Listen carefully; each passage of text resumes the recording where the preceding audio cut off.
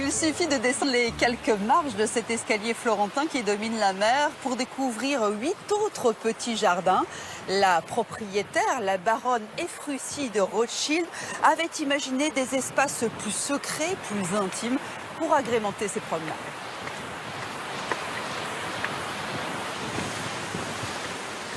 Nous voici dans l'un des jardins préférés de la baronne. Elle venait y retrouver ses 2 singes apprivoisés. Alors après sa mort, l'endroit a été transformé en petit musée à ciel ouvert. Un jardin lapidaire où sont exposés quelques-uns des vestiges qu'elle avait rapportés de ses voyages, que ce soit en Provence ou encore en Italie. Regardez par exemple ces chapiteaux surmontés d'arcatures. Et puis plus loin, ces gargouilles qui aujourd'hui sont en parfaite harmonie avec les plantes et avec les fleurs. Pas très loin d'ici, une autre atmosphère japonaise cette fois. La propriétaire aimait les voyages en Asie. Elle s'est donc inspirée du jardin du Mikado, l'empereur japonais, pour réaliser son propre jardin. Il a été repensé il y a une quinzaine d'années par un grand paysagiste japonais.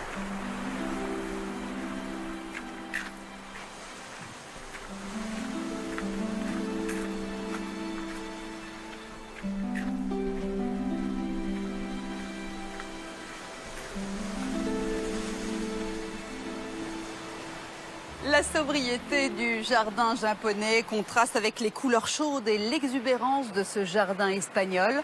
Le canal central rappelle bien sûr les jardins andalous de l'Alhambra à Grenade. Il faut savoir que la propriétaire n'a pas hésité à réaliser de gros travaux pour faire venir l'eau de l'arrière-pays de Nice. Et cet endroit était réservé à ces flamants roses, autre fantaisie de la propriétaire. Par leur couleur, par leur parfum, les jardins sont une invitation au voyage. Je vous emmène maintenant à Londres, aux Pays-Bas, à Madère, mais aussi en Italie, à la découverte de jardins extraordinaires qui sont aussi des lieux de vie. Nadia Kutman, Thibaut Marchand. À 50 km de Rome, accrochée à une colline, voici la petite ville de Tivoli.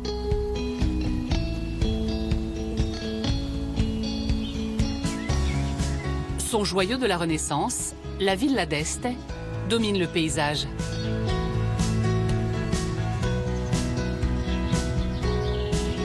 Ce qui a fait la renommée de cette villa, c'est son extraordinaire jardin, classé au patrimoine mondial de l'UNESCO. L'un des premiers grands jardins d'eau d'Europe.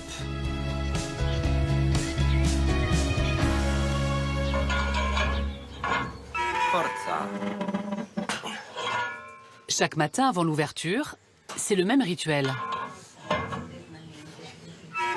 Il faut ouvrir cette énorme vanne pour faire arriver l'eau dans le jardin.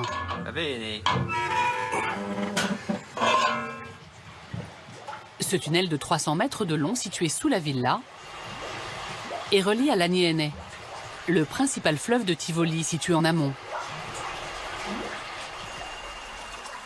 Petit à petit, ces eaux envahissent le jardin.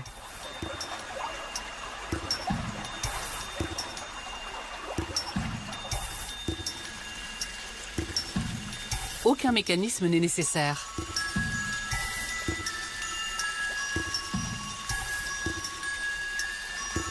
La seule gravité permet d'alimenter ces fontaines.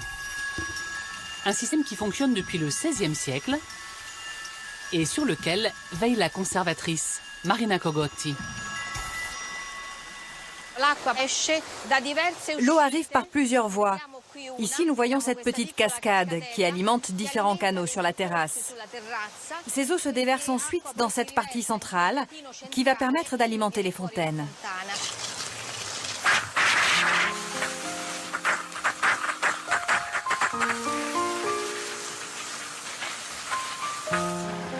En quelques minutes,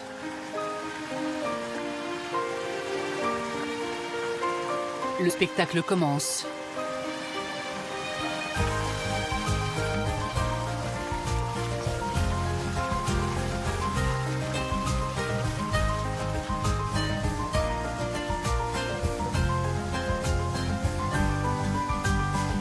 Avec ses 50 fontaines, Ces 300 gerbes d'eau,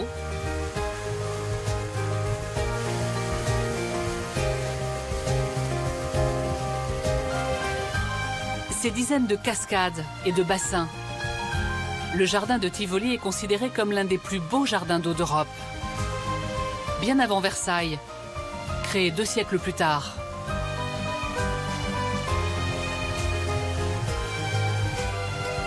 Ce jardin d'exception est l'histoire d'une revanche. Celle d'un homme, Hippolyte de d'Este, sur une ville, Rome. Ce fils d'une grande famille italienne, nommé cardinal à l'âge de 30 ans, rêve de devenir pape. Mais des luttes d'influence lui ferment les portes du Vatican. Déçu, il se retire à Tivoli, dont il devient le gouverneur, et décide d'y faire construire un paradis terrestre pour faire pâlir d'envie ses ennemis romains. Il fait appel au plus grand architecte paysagiste de la Renaissance italienne, Piero Ligorio, qui réalise ici son chef-d'œuvre. Sur ce terrain en pente, il dessine un jardin en terrasse, dont l'eau sera l'élément central. Des travaux titanesques sont entrepris, comme en témoigne cette fresque de l'époque. Il dure 9 ans.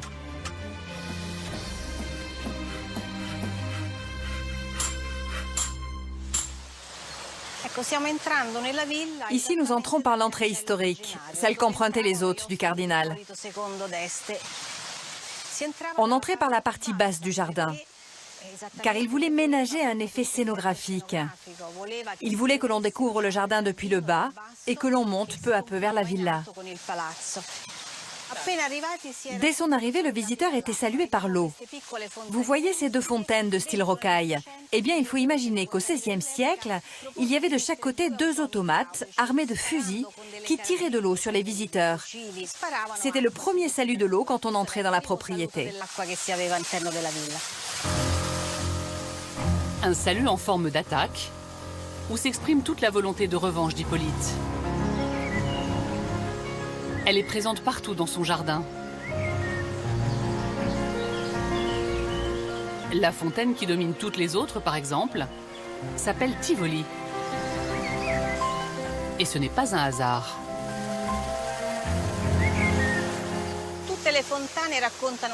Toutes les fontaines de ce jardin racontent une histoire. Elles sont une métaphore d'un récit que l'on veut raconter. Et justement, ici au centre, cette cascade symbolise le fleuve Aniene, qui coulait à l'époque au centre de Tivoli. Cette cascade a disparu aujourd'hui. Mais nous savons que dans l'Antiquité, 7 des 10 aqueducs qui transportaient l'eau vers Rome partaient d'ici. Et bien comme dans le passé, l'eau passe sous nos pieds pour se déverser dans 2 autres fontaines qui vont alimenter là-bas, tout au bout, la fontaine qui symbolise Rome, reproduisant ainsi le parcours métaphorique de l'eau qui partait de Tivoli vers Rome. Au bout de l'allée, voici donc une reproduction miniature de la grande rivale d'Hippolyte, avec sa célèbre louve. Les mauvaises langues de l'époque disaient qu'il s'était construit sa propre Rome dans son jardin, parce qu'il n'avait pas réussi à être pape. Ce qui est sûr, c'est que cette villa était pour lui une revanche. Il ne faut pas oublier qu'à l'époque, il y avait une compétition féroce entre les grands nobles et les cardinaux, qui rivalisaient dans la construction de jardins. Mais on peut y voir aussi tout le talent des concepteurs du jardin, qui voulaient réaliser quelque chose de nouveau, d'inédit. Ici, ils ont pu laisser libre cours à leur génie et à leur imagination. Un peu plus loin, se trouve un autre symbole de la folie des grandeurs d'Hippolyte. Ces immenses bassins qui servaient de réserve à poissons pour ses banquets. On y trouve encore aujourd'hui des carpes et des truites. Bien sûr, on ne les consomme plus. Elles vivent ici tranquillement, du coup, elles ont atteint des dimensions assez importantes. Ces bassins symbolisaient une mer intérieure, cycle de l'eau et de la vie. Et pour veiller sur elle, l'une des fontaines les plus spectaculaires de Tivoli, celle consacrée au dieu Neptune.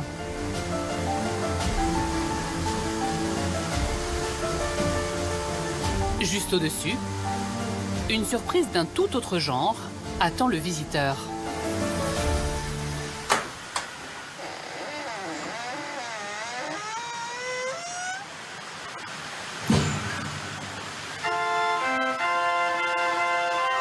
Il s'agit encore d'une fontaine, mais musicale cette fois. Elle recèle un orgue-automate invisible, alimenté par l'eau.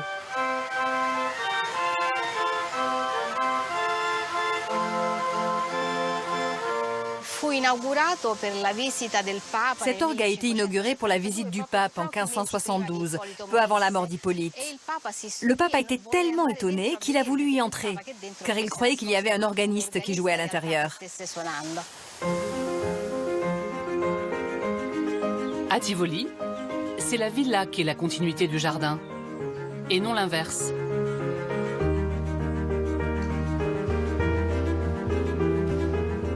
Les somptueux appartements du cardinal sont ornés de fresques représentant ces différents jardins. L'eau y est aussi présente, avec ses fontaines intérieures, parfois placées dans des endroits insolites.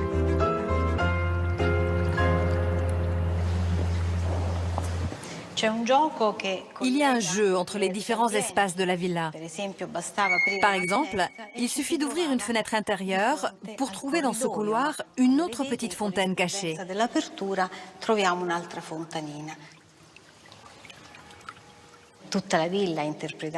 On peut voir toute la villa comme l'autocélébration des œuvres du cardinal. Il était fier et orgueilleux de ce qu'il avait accompli. Et il avait bien conscience d'avoir réalisé un chef-d'œuvre qui durerait dans le temps.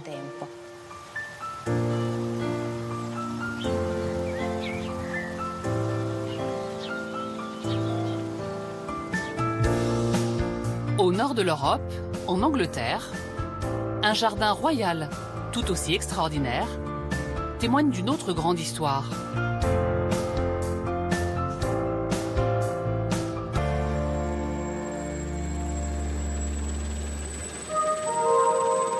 July certainly hasn't wasted any time in making its mark on the weather record books, because on Wednesday we saw the hottest July day on record across the British Isles.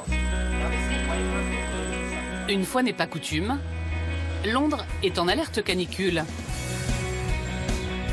Alors les Londoniens se réfugient dans une oasis de fraîcheur. Le jardin de Kew. Il s'étend sur 120 hectares et abrite plus de 30 000 espèces de végétaux. C'est la plus grande collection botanique du monde.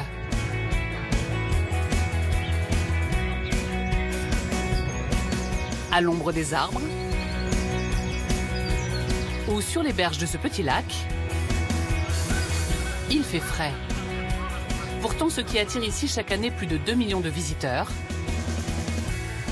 c'est cette merveille, la Palm House, la serre des palmiers. Un vaisseau de fer et de verre de 100 mètres de long, construit au 19e siècle. Une véritable prouesse architecturale pour son époque.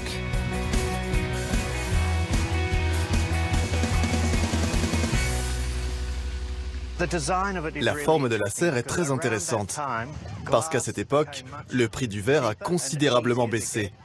Et il est devenu possible de créer des vitres incurvées, contrairement à ce qui se faisait avant.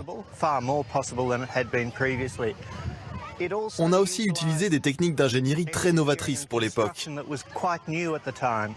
avec ces vastes courbes qui donnent à l'ensemble l'aspect d'une coque de bateau renversée. Ça a été un très bon conservatoire pour les plantes exotiques, et ça l'est toujours au XXIe siècle.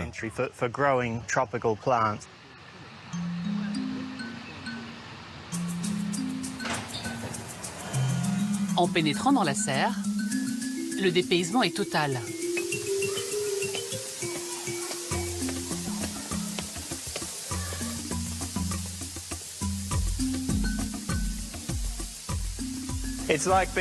C'est comme si on était dans une région exotique.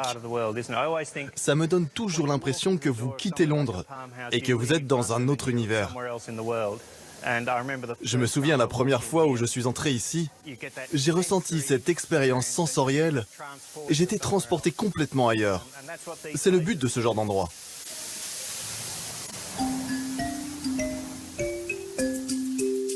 On trouve en effet ici pas moins de 150 espèces de palmiers et de plantes exotiques venues de tous les continents.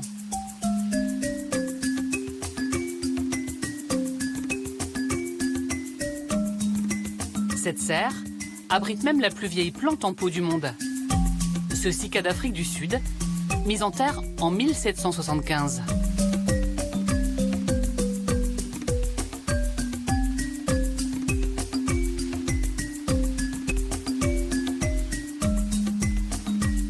Cette jungle artificielle est l'œuvre de la femme la plus puissante du monde au XIXe siècle.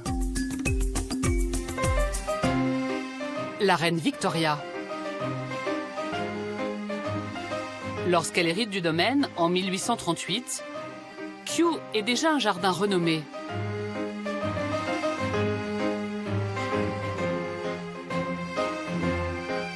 Le naturaliste Joseph Banks a planté ici de nombreux arbres exotiques ramenés de ses voyages. Mais la reine Victoria voit plus grand. Elle veut recréer un petit Commonwealth, son gigantesque empire, sur lequel le soleil ne se couche jamais. Elle fait donc bâtir cette serre aux dimensions impressionnantes. Et chose incroyable pour l'époque, elle y fait régner un microclimat grâce à cette chaufferie à charbon installée au sous-sol. La fumée, nocive pour les plantes, est évacuée par un tunnel de 200 mètres de long, relié à ce campanile, planté au milieu des arbres du parc.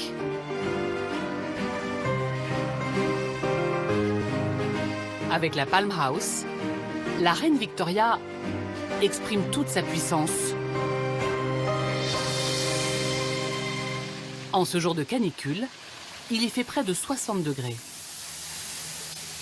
Alors David Cook, le jardinier en chef, doit arroser ses protégés en abondance. Depuis 2 semaines, il fait tellement chaud. Alors on doit arroser 2 fois par jour. On collecte l'eau de pluie. Bon, là, il n'a pas plu depuis des semaines. Mais on a une rivière non loin du jardin qui alimente des réservoirs. Alors on a de l'eau de très bonne qualité pour faire grandir nos plantes. David veille sur les plantes de cette serre depuis plus de 20 ans. Je vais vous montrer une plante très intéressante là-bas.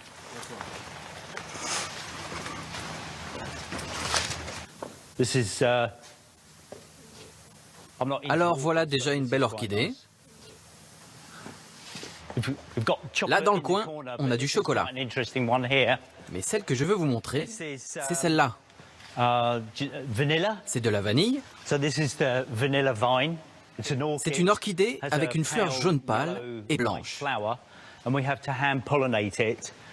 Ici, on arrive à produire des gousses de vanille. Vous les voyez là? 90% est produit à Madagascar.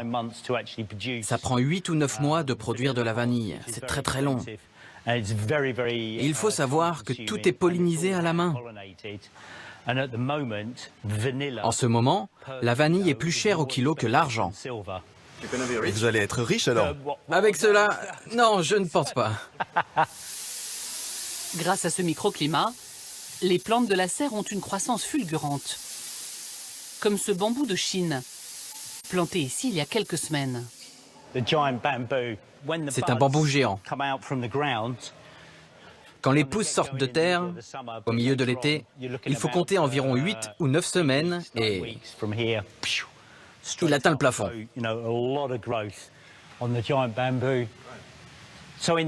Alors en hiver, quand on fait la maintenance, on coupe tout.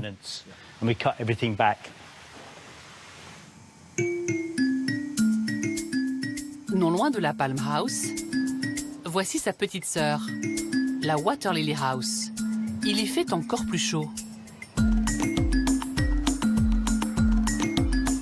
ce qui permet à ces nénuphars géants d'Amazonie de s'épanouir. Une plante si robuste qu'on peut y tenir assis. Il fait chaud, il fait humide. C'est comme si on était en Amazonie. J'ai déjà commencé à transpirer. Je ne vais pas tarder à être complètement trempé. En ce moment, il fait étonnamment chaud dehors pour l'Angleterre. Mais ça n'a rien à voir avec ce que l'on peut ressentir ici dans cette serre. Mais ces plantes ont besoin de ça pour grandir.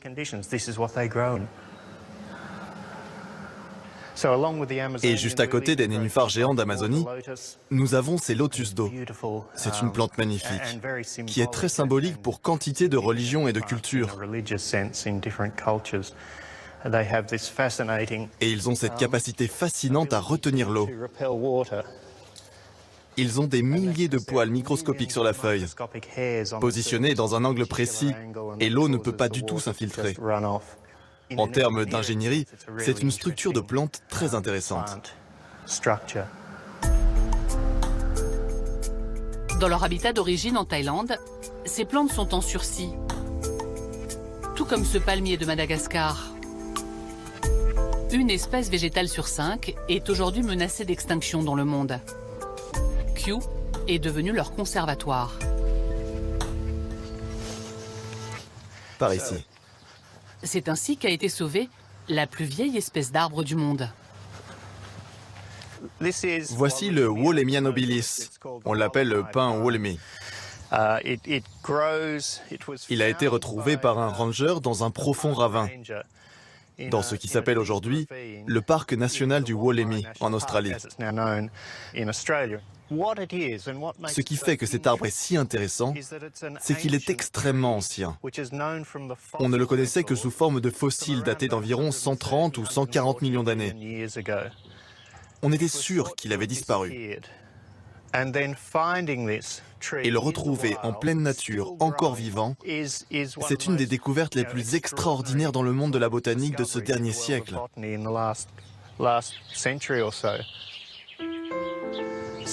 C'est une histoire vraiment fabuleuse.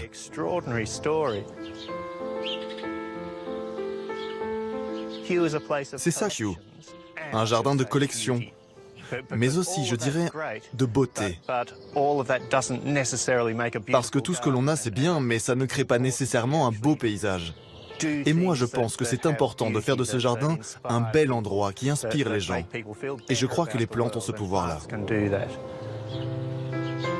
Les jardiniers de Kew sont les héritiers de leurs plus illustres prédécesseurs, celui que l'on surnomme le Shakespeare des jardins. Capability Brown. De son vrai prénom Lancelot, il n'avait pas son pareil pour déceler le potentiel d'un jardin. Capability en anglais. À l'époque, au XVIIIe siècle, la mode est au parc à la française, aux formes géométriques, comme à Versailles. Mais Brown veut s'affranchir de ces codes. Il prône un retour à la nature. Les tableaux des grands maîtres de son temps l'inspirent, tels Constable ou Gainsborough. Selon Brown, un jardin doit être comme une peinture, donner l'illusion du naturel. C'est ainsi que naît le style anglais. Le succès est fulgurant. En 40 ans, il crée plus de 200 parcs à travers l'Angleterre.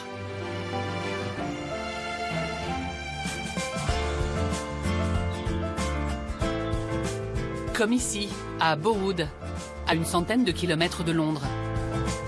Ce château appartient depuis 300 ans à l'une des familles les plus puissantes de la noblesse anglaise.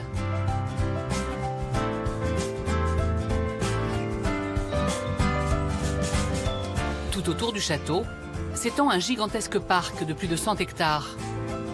Le chef-d'œuvre de Capability Brown.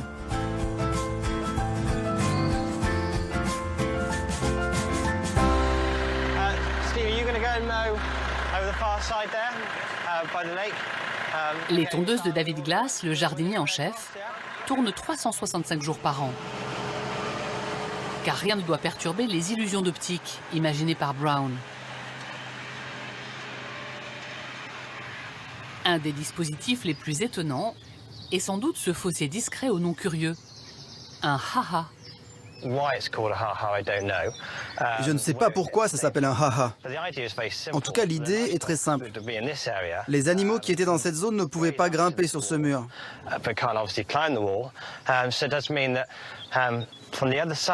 Et ce qui est intéressant avec ce système, c'est que de l'autre côté, vous avez une très belle perspective. Quand vous regardez depuis la maison, vous ne voyez pas ce mur. Il n'y a aucune barrière pour vous gâcher la vue sur le parc.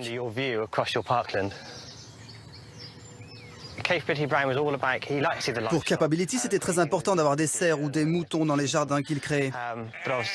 Mais il était hors de question qu'ils puissent s'approcher de la maison. Là encore, c'est une idée très simple, mais très intelligente. Chaque angle de vue sur le château, chaque monticule de terre, tout a été pensé pour créer l'illusion d'une nature idéale.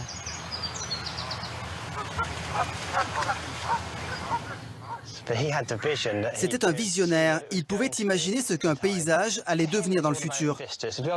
L'important pour lui, c'était la vue. Il fallait qu'on puisse voir les arbres. Il ne se mettait pas proche des arbres, il les regardait toujours à distance. Et vu d'ici, tout semble naturel, il a eu cette intelligence de construire des paysages naturels. En contrebas, le parc offre une dernière illusion d'optique. On croirait voir une rivière,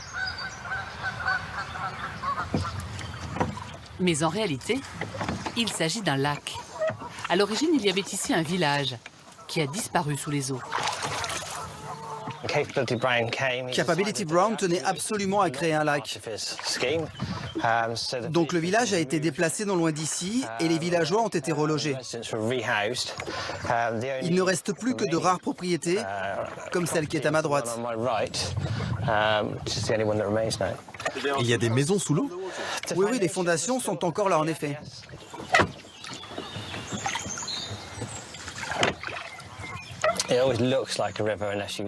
Ça ressemble vraiment à une rivière. Tout simplement parce que le lac est dessiné de telle sorte que vous ne pouvez pas en voir la fin. C'est vraiment magique d'être là. Avec le bruit des oies, c'est vraiment superbe. Ce jardin fait partie de l'histoire britannique. Nous en sommes très conscients. Alors nous tenons vraiment à en garder l'esprit. Nous voulons conserver ce qui a été créé ici.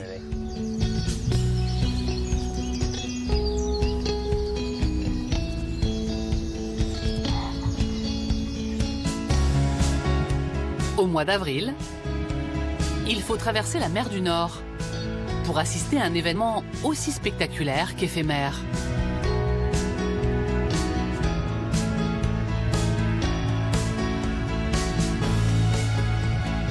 En Hollande, c'est la saison des tulipes. On dit que c'est le pays tout entier qui se transforme en jardin.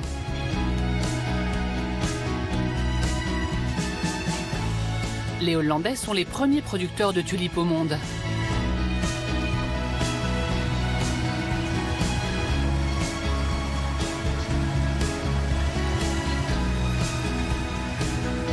Leur amour pour cette fleur est tel qu'à une trentaine de kilomètres d'Amsterdam, ils lui ont consacré un jardin hors du commun. Keukenhof.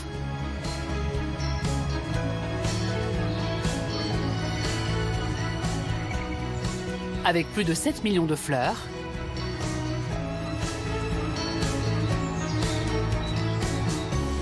il est aujourd'hui considéré comme le plus beau parc floral d'Europe.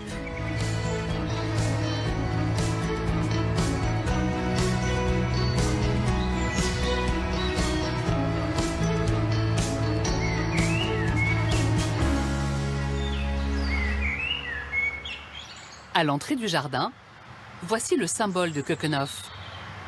Ce parterre en forme de tulipe géante qui fait la fierté du jardinier en chef, André Bijsk.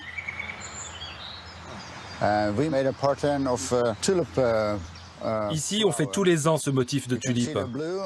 Ce que vous voyez en bleu, c'est supposé être la tige. Et puis, vous avez les jacinthes qui forment les feuilles et les tulipes qui forment les fleurs. Cette année, tout a fleuri en même temps. Les tulipes comme les jacinthes. C'est très inhabituel.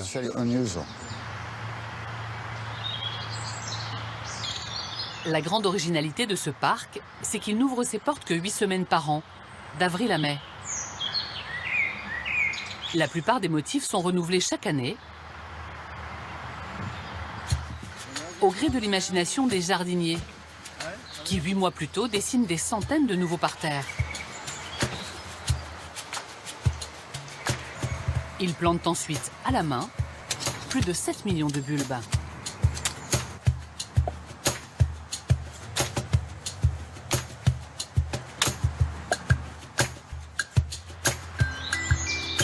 À l'arrivée du printemps, la nature a fait son œuvre. Nous sommes un jardin de printemps. C'est ce qui le rend si unique. Dans le monde et en Europe, il y a beaucoup de jardins que l'on peut visiter tout au long de l'année et qui sont très beaux. Mais un jardin de printemps comme Keukenhof, on n'en voit pas si souvent. Si la star de Keukenhof est bien sûr la tulipe, elle n'est pas la seule fleur à se donner en spectacle ici. Voici l'un des points de vue les plus saisissants du jardin. Cette rivière de Muscaris, une autre fleur à bulbes. Regardez ça. C'est comme s'ils étaient debout au milieu de l'eau. C'est tellement beau d'être là. C'est surtout très beau le matin, avec le bruit de l'eau, les fontaines, les oiseaux qui chantent. Quand vous êtes assis là et que le soleil commence à briller, c'est parfait pour débuter la journée. Parfois, ça ressemble vraiment au paradis. Dans son paradis, André possède un trésor. Cette petite tulipe bicolore, très ancienne. Elle est à l'origine de la première bulle spéculative de l'histoire. En 1593, Charles de l'Écluse, un herboriste flamand, découvre une fleur encore inconnue en Europe. La tulipe, originaire des hauts plateaux d'Iran. De retour à l'université de Haarlem, aux Pays-Bas, il plante quelques bulbes qui s'acclimatent à merveille et crée de nouvelles espèces par croisement. Très vite, les Hollandais deviennent fous de cette fleur si rare. C'est le début de ce que les historiens appellent la tulipomania. Sur les marchés, les prix flambent. En 1636, un bulbe vaut 10 fois le salaire d'un ouvrier. Cette tulipe bicolore, la plus convoitée, se vend même plus cher qu'une maison. Au bout de 2 ans, le gouvernement des États de Hollande décide de mettre un terme à cette hystérie spéculative. La bulle éclate.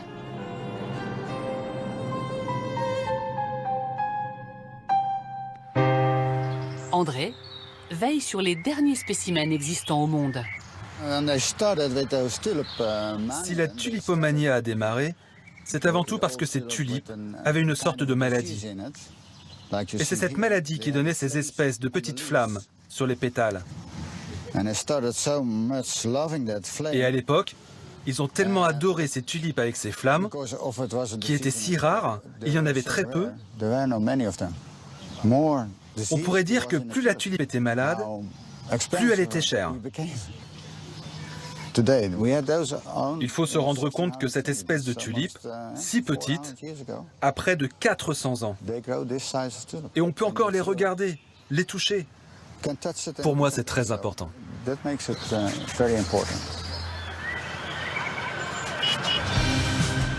Aujourd'hui, la Hollande connaît toujours la fièvre des fleurs. À quelques kilomètres de Keukenhof, chaque matin, on peut assister à un incroyable ballet. Nous sommes à Alsmer, le plus grand marché aux fleurs du monde. Chaque jour, 12 000 employés réceptionnent, classent et stockent plus de 40 millions de fleurs venues du monde entier.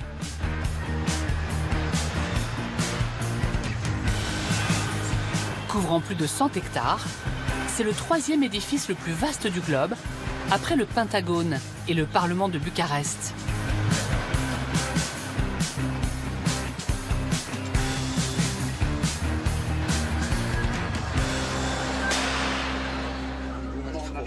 C'est dans cette immense salle des marchés, digne de Wall Street, que les fleurs se vendent aux enchères.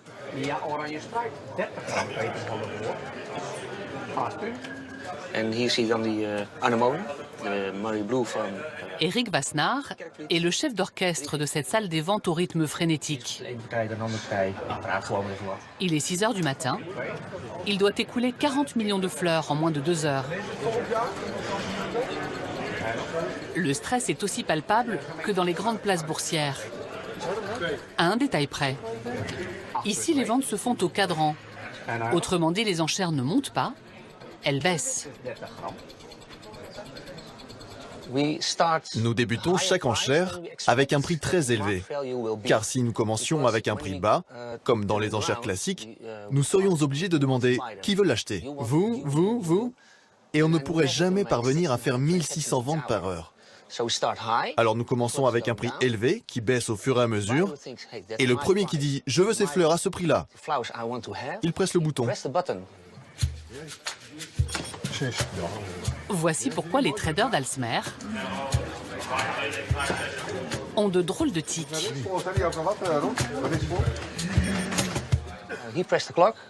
Une fois que le bouton est pressé, personne ne peut dire « Je voulais ces fleurs ». Non, l'autre acheteur a pressé le bouton le premier. La compétition est claire. Notre process doit être très rapide, parce que nous avons beaucoup de fleurs et de plantes à vendre aux grossistes. Sitôt une vente effectuée, l'ordre est donné et immédiatement transmis dans les casques des livreurs. En l'espace de quelques minutes, les fleurs sont conditionnées pour être envoyées aux 4 coins de l'Europe. Si nous ne sommes pas assez rapides, vous n'aurez jamais vos fleurs à temps.